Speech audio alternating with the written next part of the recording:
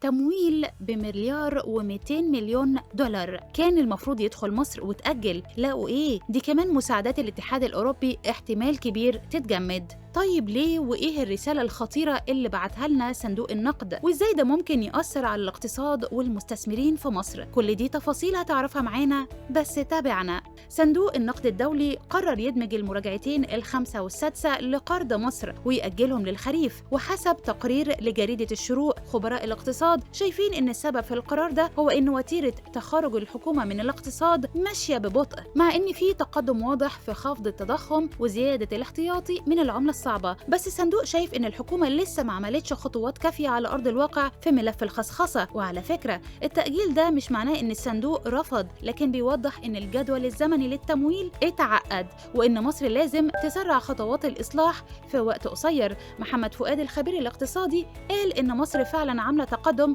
في بعض الملفات، بس الصندوق مستني يشوف خطوات أوضح في تقليل دور الحكومة في الاقتصاد وتشجيع القطاع الخاص. وقال إن التأجيل معناه إن في تحديات في التمويل، لأنه بيأجل صرف الشريحة اللي كانت متوقعة بقيمة مليار و200 مليون دولار لحد الخريف، واحتمال كمان نشوف تأخير أو تجميد جزء من مساعدات الاتحاد الأوروبي للموازنة حسب توقعاته. بس لسه في بدائل زي إصدار أدوات دين جديدة، أذون وسندات، أو بيع أصول عامة علشان يدخل دولارات، أو الاعتماد على الأموال الساخنة اللي زادت في الشهور اللي فاتت.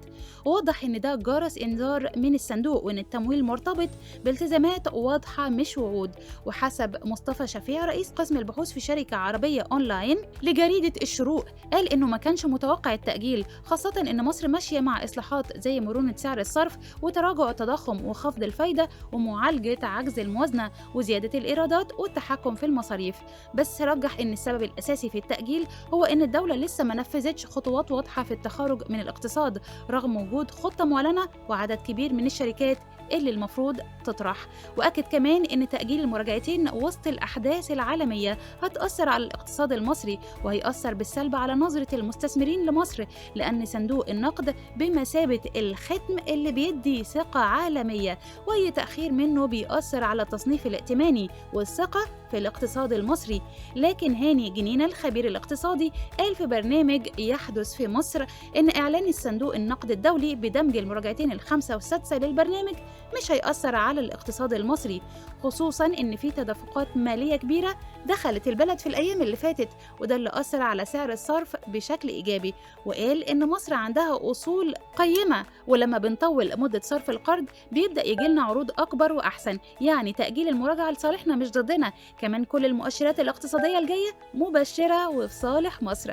وبالمناسبة المراجعتين دول ضمن برنامج مصر مع الصندوق، بعد ما وافق في أبريل على صرف الشريحة الرابعة بقيمة مليار و200 مليون دولار، وده بعد مراجعة رابعة نجحت في مصر. وخليني أقولك إن مصر كانت نجحت في مارس 2024 إنها تزود قيمة القرض من 3 ل 8 مليار دولار، وده ساعد وقتها تجيب تمويلات واستثمارات خففت من الأزمة اللي كانت بتواجهها من بداية 2022. وفي أحدث تقرير صادر في أبريل صندوق النقد رفع توقعاته لنمو الناتج المحلي المصري للسنة دي والسنة الجاية. تعال بص بقى على سعر الدولار في البنوك، هتلاقيه بقاله فترة مستقر ما بين 49 ل 50 جنيه.